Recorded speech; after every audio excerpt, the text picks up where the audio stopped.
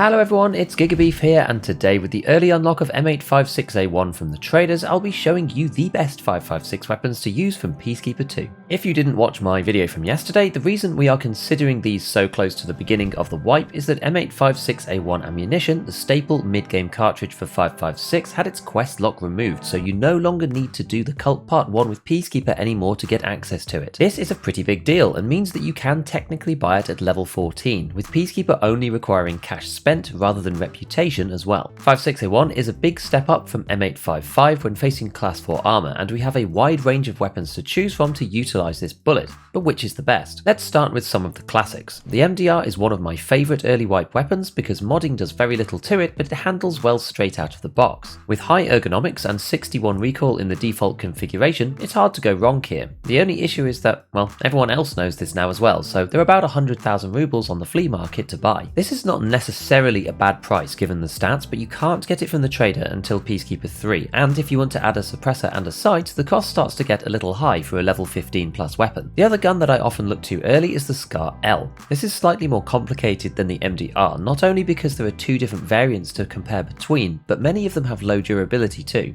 You have to value whether you want the long-barreled version, typically in black, or the medium or short-barreled ones, which generally come on the tan Scar, and at this stage I'd almost want to go for a short one. One of the main problems with the Scar in general, especially the longer-barreled recoil-focused builds, is that the ergonomics starts to suffer quite badly, which makes the weapon pretty cumbersome to actually use. This can be overcome partly later on once you have level 3 and above attachments to counteract the ergo drop, but I often feel compelled to use the mini monster suppressor only on this, which retains about 10 more ergo than the other equivalent suppressors to make it feel more usable. Unfortunately, it's useful for gunsmith too, so it's normally about 60k plus on the flea market. Overall, the Scar is a bit cheaper than the MDR usually to buy, but you have to be a lot more careful of how you build it and to dodge the potential durability issues at the same time. Next we have the AUG. I really thought that the AUG was going to be good here, but sadly I was very much mistaken. You can purchase the A1 from Peacekeeper or on the fleet for around 60k, which looks like good value, but the issue here is that you're basically stuck with the gun as it is. My incredibly smart idea was to replace the upper with the A3 variant, grab a rail and stick the barrel back in, but my plans were ruined because the upper is on Peacekeeper 3. Without this, you're lumbered with the terrible stock optic, no laser or flashlight compatibility, and although yes you can use the irons on top, the whole experience left me selling it straight back to the traders. The A3 is a little bit different, but not too much. At least there is a rail on the top this time to put reflex sights and one on the side for tacticals, but you can't use any of the other top rails until Peacekeeper 3 either, so the whole thing is a real height over bore mess. Best to avoid this until a little bit later, unless you can find one in this configuration on the flea market, but oh my god, look at the durability. So the next most obvious one to look at is the G36. Largely forgotten, this did get buffed last wipe on ergonomics, but it wasn't compelling enough at the time to make many players use it a great deal. Now, however, it's starting to look like a pretty good option. While on the flea market you can pick up a regular G36 for about 60 to 65k, at level 2 Peacekeeper he has started selling the iconic C variant. I actually can't remember if this was the case last wipe, which just shows how overlooked the gun is, but for the early wipe, the G36C is much more useful than the unwieldy full-length weapon. This costs about 70k equivalent to buy, but it comes with a top rail and a foregrip rail by default, and with 68 starting recoil, honestly isn't all that bad. At level 2 traders, the best foregrip is the RK4, as it's the only one with 2% recoil reduction, and once you have Mechanic 2, it is possible to get 5 more recoil reduction in exchange for 6 ergonomics by using the upgraded stock. I actually didn't do this on my build because I wasn't quite level 20, so I couldn't buy it, but even then I'd still be tempted to skip it and keep the ergo a little bit higher and avoid the extra cost, especially if you're thinking of using a suppressor, which I highly recommend. Speaking of, given this is 5.56, we have a ton of choices here on muzzles. They come in pairs, which can be annoying to figure out what's good, so the important thing is to work out which brakes you can buy cheaply. My favourites are any of the surefire muzzle brakes, i.e. the Warcomp, which is on Skier 2, or the SF3P, which is slightly better and on Mechanic 2, or the FH556 RC if you just happen to have one around, because they all interchangeably take the Monster, Mini Monster, or the RC2. These fluctuate in price over time, so it is useful to have a couple of different choices so you can just look them up on the fleet and buy whichever is cheaper at the time. Using the Monster, this build gets to 54.5 ergonomics and 56 recoil, which is solid for a suppressed gun at this point, and with the 750 RPM, this helps in CQB too, but it doesn't hurt the initial jump as much as on the M4 for example. You can easily attach a side rail to add tactical devices as well, and add any optics that you like on top, making the G36C very flexible. Now you do have to pull down very slightly more with the G36 than something like the Scar or the MDR. Because of the fire rate, it's just a little bit higher than those other two, and we're going to look at some gameplay with the G36 in a moment, but first let's finish finish off the other couple of weapons, namely the M4, the HK416, and the 5.56 AKs. So the iconic M4 is in a bit of a funny spot at the moment. While it only has 73 recoil by default, due to the fire rate of 800, this makes it feel really terrible without modding, but it's much more complicated to make it function correctly than the MDR, the SCAR, or the G36. I might end up doing a full video guide on early M4 builds if everyone's interested, because I know that people like using them, but if you're not careful, you can end up spending loads of money on something that is very distinctly average. I really don't think these are worth buying from the fleet at 70k plus in my opinion, and although the M4 can get really good at later trader levels, at around trader level 2, it's generally quite lackluster. The HK416 is much the same, but with 850 RPM instead, this simply makes the initial spray even worse than on the M4. A few people have asked me on stream about the AK102 and the AK101, and yes, I do think these are great guns. However, you practically need level 3 traders to make them shine over the others. The loud muzzle brake that lets you have insane ergo with low recoil, the RRD, is not available at level 2 traders, but neither is the adapter for using regular 5.56 suppressors either. Handguards are also very limited, and with the butt pad locked behind gunsmith tasks, this leaves you using the flea to get nearly everything, even the weapon itself, which isn't available until Mechanic 3.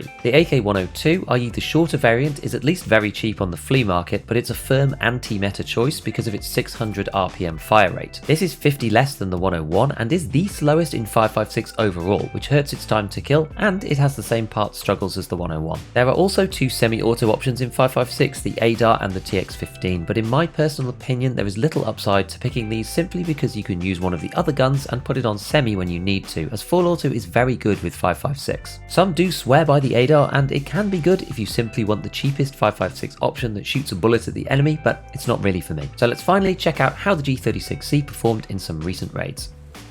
Does G36 have decent recoil now? I got Peacekeeper 2. It's alright. It's okay. If you suppress it, give it 57 recoil, it's not bad. You have to pull down a bit, 750 RPM, so it's a little aggressive sometimes, but alright, we're going to go around, then we're going to cut across. Under here.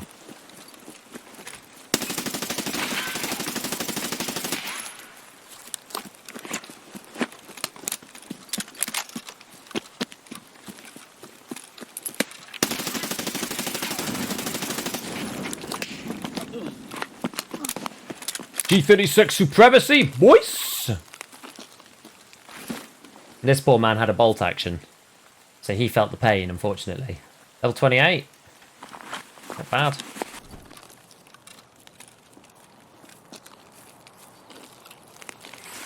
Dead Scav is basically a gym bag. Pretty much.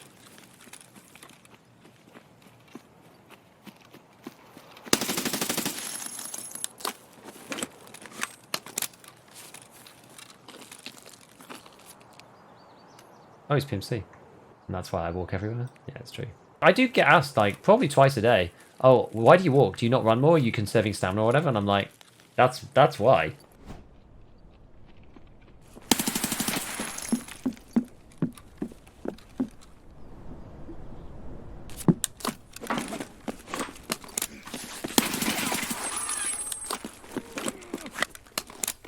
Interesting.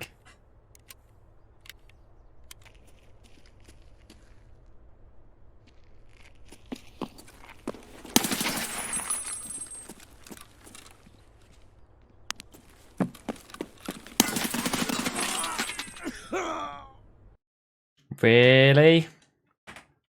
Good shot. Fair enough. Stop barrel. Oh, okay.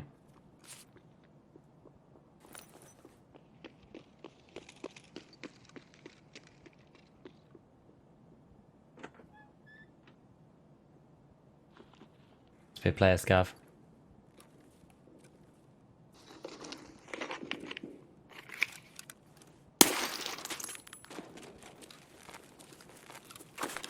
Thanks for looting it, dude. Gave me a little bit of time. Yeah, you can be very, very, very quiet when you want to be. There we go, G-phone. Right, we need to get out now.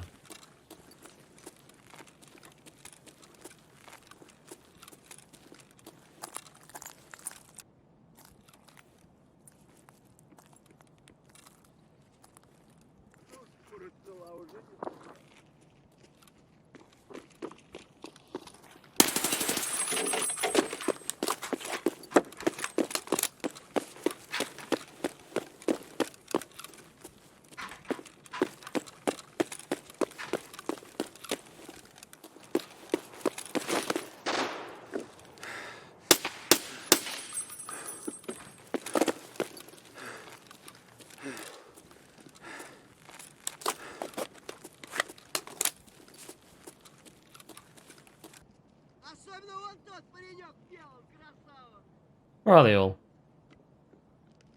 Here you have a weapon, bro.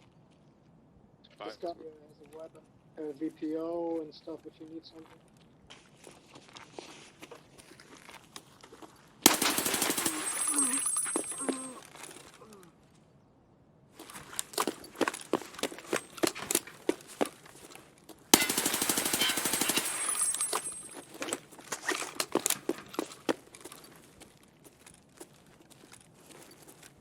What are you doing, man? Just gas looting, bro, you man.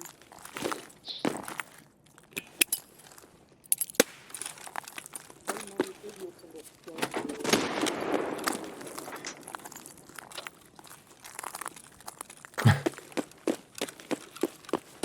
Dude's mad. Get you stupid piece of shit, man.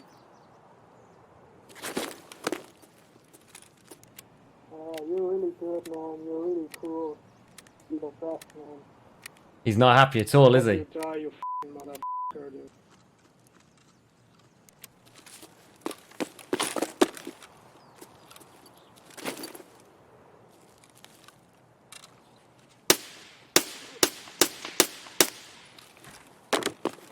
Get wrecked. So as always, a big shout out to all my patrons and have fun in your raids.